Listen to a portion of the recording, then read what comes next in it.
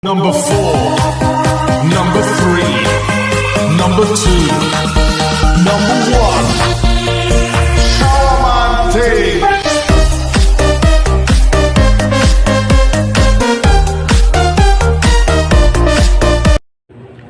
Welcome to Go Tutorials. You can watch videos about education, tutorials, and more. Please subscribe, comment down below, and click the notification bell for more updates. Code using standard algorithms. Flowcharts. Number 1. Use flowchart in problem solving. Number 2. Draw program using flowchart.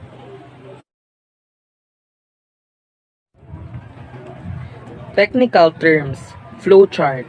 Flowchart is a graphical representation of an algorithm. Programmers often use it as a program planning tool to solve a problem. It makes use of symbols which are connected among them to indicate the flow of information and processing. Flowchart symbols. Flowchart symbols are specific shapes used to create a visual representation of a program. They can be as simple as 3 separate functions with one line connecting them, or they can be an entire web of functions. Graphical representations. Graphical representations is another way of analyzing numerical data. A flowchart is a graphical representation of an algorithm. What is flowchart? Like pseudocodes, flowchart is also a description of an algorithm or a computer program. It also serves as the program's blueprint during the program development process. Flowcharts help in the effective analysis of the problem as well as the applications or program's maintenance, thus providing ease in identifying potential improvements of the system or program. It consists of 8 standard symbols, namely terminal, preparation or initialization, process, decision, on-page connector, off-page connector, input-output operation, and flow lines or arrows.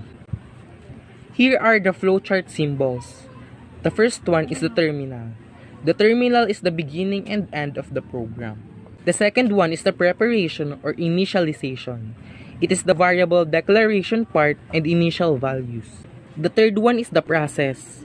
Formula and defined process are placed. The fourth one is the input and output. All display on the screen and input from keyboard. The fifth one is the decision. All conditions, logical expressions. The sixth one is the flow lines. Connects all other symbols from the flowchart. The seventh one is the on-page connector. Connector to continuation of flowchart on the same page. And the last one is the off-page connector. Connector to continuation of flowchart on the separate page. A flowchart shows logic of an algorithm. It emphasizes individual steps and their interconnections. It also controls flow from one action to the next. General rules for flowcharting. Option 1. All boxes of the flowchart are connected with flow lines. Option 2. Flowchart symbols have an entry point on the top of the symbol with no other entry points. Option 3. The decision symbol has 2 exit points. These can be on the sides or the bottom and one side. Option 4. Connectors are used to connect breaks in the flowchart. Option 5. Subroutines and interrupt programs have their own and independent flowcharts. Number 6. All flowcharts starts with the terminal or predefined process. Here are some examples of flowcharting. As you can see, we have here 3 examples of flowcharting. The number 1 wants you to determine whether the temperature is below freezing or above freezing point. The number 2 example wants you to draw a flowchart to convert the length in feet to centimeter. And the number 3 example wants you to draw a flowchart that will read the 2 sides of a rectangle and calculate its area. As you can see, we indicated 7 more examples. The number 4 example wants you to find the sum of 529 and 256. The number 5 example wants you to find the profit or loss when income is equals to 1,000 and the cost is equals to 800. The number 6 example wants you to determine the sum to display total of 2 numbers. And the number 7 example wants you to sum up the total of 2 numbers. And the number 8 example wants you to determine the header control. And the number 9 example wants you to teach the way to commute. And the number 10 example wants you to sum up the first 50 odd numbers. Thank you for watching, guys, and I hope to see you in the next videos.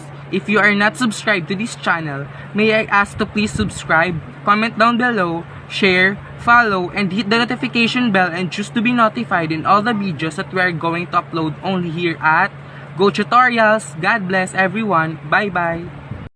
Number 4, number 3, number 2, number 1.